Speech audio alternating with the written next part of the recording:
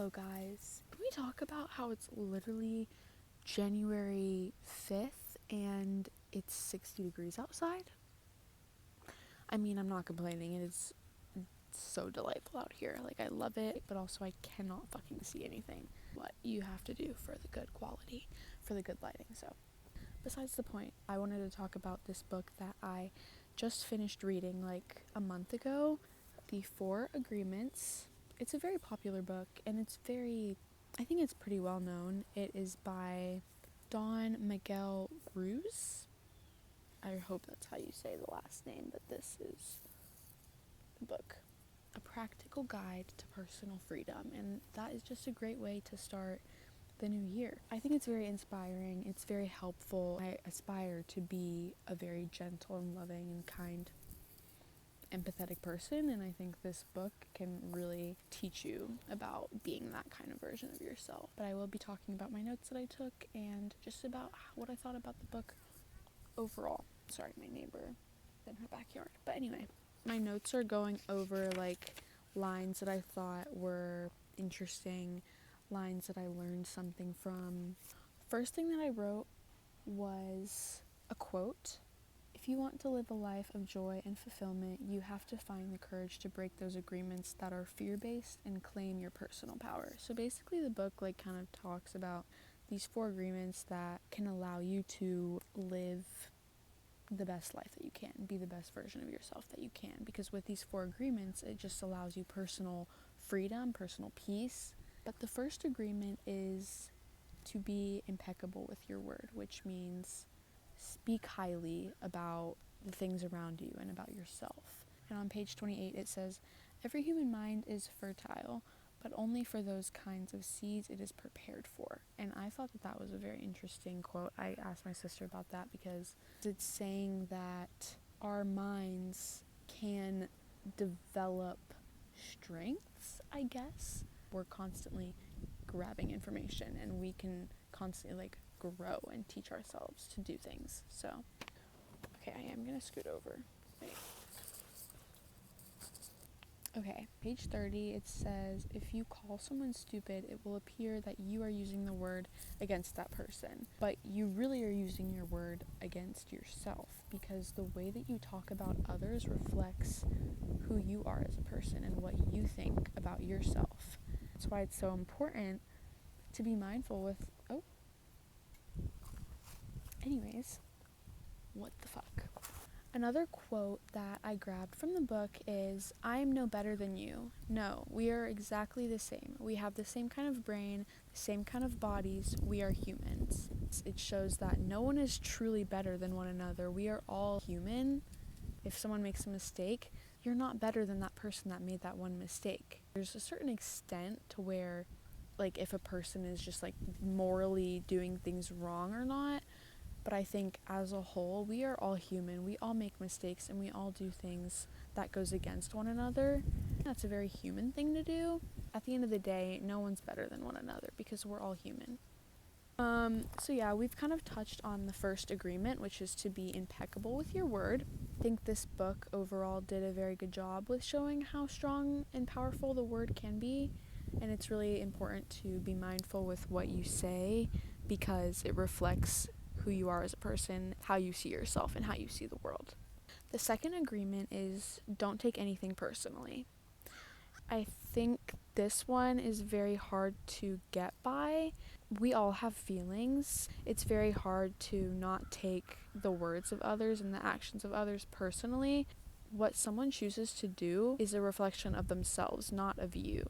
The author talks about how it's not important what other people think of you. If someone says, you are the best. Okay, what does that mean? You think I'm the best. It doesn't actually define me as a person. Or, Nina, you are the worst person to ever exist. Either good or bad, it doesn't affect you, because you know what you are. You don't need other people to tell you who you are. You don't need to be accepted. As long as you know who you are deep down, then no one else's opinion really matters. And it shouldn't really matter, And then it talks a lot about love. This is page 53, and it's talking about how if you love what's around you, you do that because you have self-love. because I know that when I'm not feeling confident, on one day I'm like, man, I don't look my best, I don't really feel my best. It's hard for me to see the beauty in other things around me because I'm just kind of so worked up on how I don't feel my best personally. When we don't really love or accept ourselves, it's really hard to find acceptance in things around us. Then this is just a quote that is very, very true. Humans are addicted to suffering. Which is so true because I know that I find comfort in like sadness, and I think that's a very common thing. I think a lot of people find a little bit of comfort in being sad, which is an interesting concept, but a lot of the time people can bring themselves down because maybe they think they deserve it, or that's just what they're comfortable with. They don't know any better. They've grown to do that. Also, something that I wanted to add was like how toxic relationships are harder to leave, or like, you know, when you're chasing a boy that doesn't necessarily want you back, or is playing hard to get or whatever. A lot of the time people will like chase after that just because it's like addicting in a way, and it's really hard to leave toxic relationships because it's very addicting. Okay, moving on to the third agreement. Don't make assumptions. And I am huge on this because I think now more than ever, so much misinformation gets spread around the world, especially in high school. So much misinformation, so much like nonsense. It's insane how much people talk. It's almost like every single day I'm finding out something that has been said about me or about my friends or about the people around me that is just not true at all. And it blows my mind how many assumptions are made day to day. So this is a really big one for me, and it really stands out to me. And I think everyone struggles with this. I even struggle with making assumptions sometimes. I'm definitely getting better at it because I'm realizing how much it can like hurt a person and how powerful that is. The amount of rumors I've heard about me and about my loved ones, it's just like, it's stupid. It's really stupid. Like, people really assume they know the truth. They know what's best, but you can't assume that you know something about a person that you barely talk to, you've never talked to, or just you aren't them, because you don't know what it's like to be them. You don't know what they're going through. You don't know the truth. Page 65 says, it is always better to ask questions than to make an assumption. And I fucking love that because I'm a very curious person. I love to learn about people. I love asking my friends questions. I just love learning about people. And it's so much cooler to ask for the truth and to get the truth than to just assume. We try to find answers even when they're not correct because it gives our minds a sense of comfort. And that's why we make assumptions, because there's so much chaos in our mind. We need answers. But if we can't find them, we're going to just assume. And, you know, that's pretty normal, but I will say, keep it to yourself. Also, the lighting is going to get a little darker. I don't want to move, I really don't want to move the camera again. So it is going to be a little dark. I apologize. It talks about relationships and how in relationships we often assume others know what we are thinking, which is obviously not true because no one's ever going to really know what we want if we don't tell them. In relationships, we are also kind of delusional. We see what we love and push or choose to see what we love, and then we choose to push away the things that we dislike even when it's true. So when the relationship is over, you are hurt.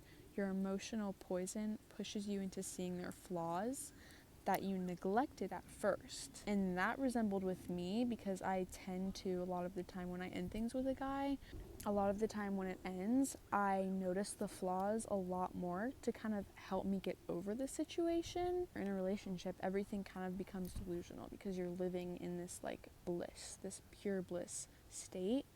And then once the relationship is over, you start to see everything and you're like, oh yeah, that happened. Oh yeah, that I don't like. It's just something that is very common for me and probably a lot of other people.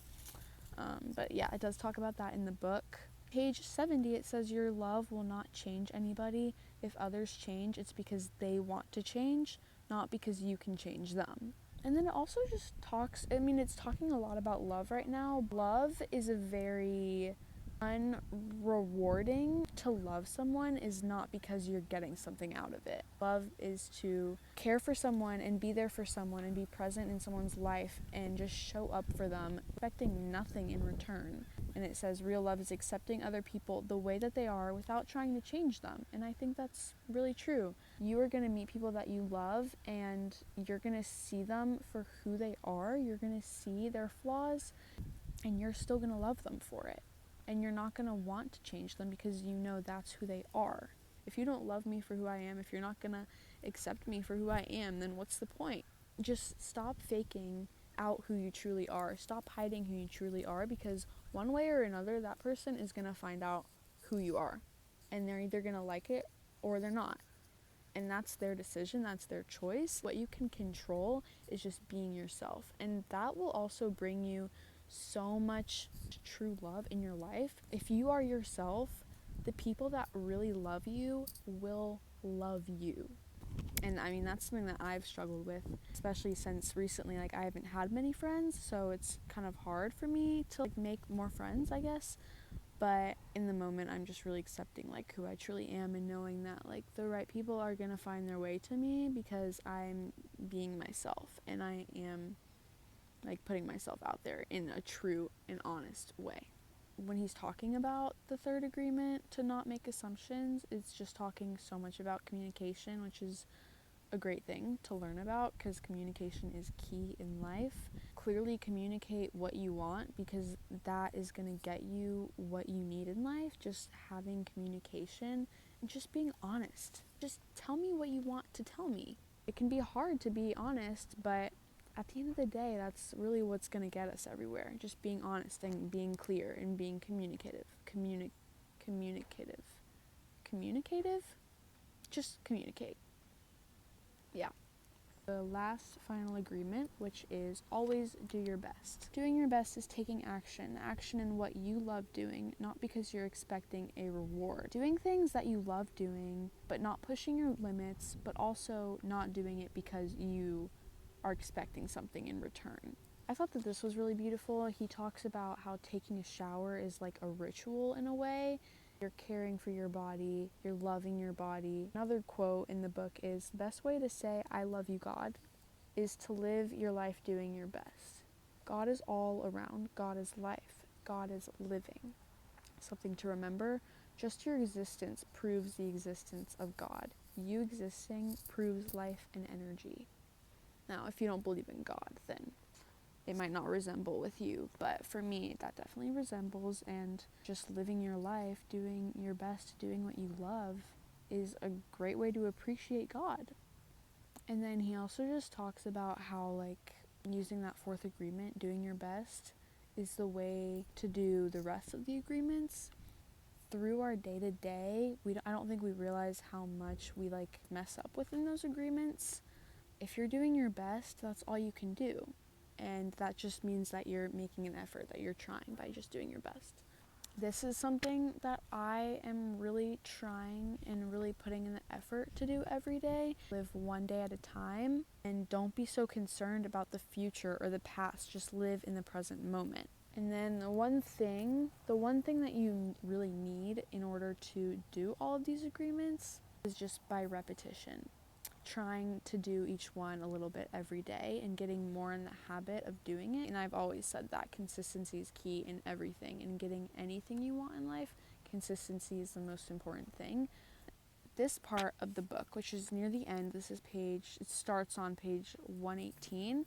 This is kind of how I'm living every day, especially in the new year. I really wanted to work on this, but it's just to live every day as if it was your last, because you never know when it's our last day. So it's good to be as loving as you can because it could be your last day. You never know when your last day is to come. He talks about how you can start every day by just saying, I am awake, I see the sun, I will give my gratitude to everything and everyone because I'm still alive. Yes, there's going to be hard days where that might be possible, but I think it's important to try and to remember that you never really know when your last day is. So it's important to just love as much as you can in the meantime and live as much as you can. just try to find the good in that, I guess. It could definitely be hard. It definitely can, and it's easier said than done, but as long as you try your best and do your best in that, that's all you can do. Down every day and list the excuses you have to love and find reasons to love your life and love yourself. A good way to get in the habit of seeing the beauty in everything and just loving everything is just to write or think about the things that you can love and the things that you can appreciate. What was I grateful for, and what did I appreciate myself for? What did I love myself for? What was fulfilling? That's really all. But yes, this book, I highly recommend it. It is beautiful. It's so simple to just pick up this book and read it. It's really short and it's not going to take a lot of time, I promise. So if you are interested, read this book. It truly has changed the way I think about a lot of things, and I am really glad. And thinking that positively can impact your life so much more than you think. It can really make you just live an honest and loving life. It has really allowed me to just think about every action and every word that I say, speak, or just act on, making me live a more meaningful life because I'm putting meaning into everything that I'm doing. This book is really good. I hope you guys enjoyed the video. I will be doing more talking videos. I'm going to make it a goal of mine to post every week just so I can get into the rhythm of posting and also grow my audience and grow my community. Yeah, I hope you guys enjoyed the video. I will come up with another one next week, and I will see you guys very soon. Hope you guys enjoy it. I hope you guys learned, and yeah, I hope you guys have a great night, great day, great morning, wherever you are. I love you all. Thank you for watching.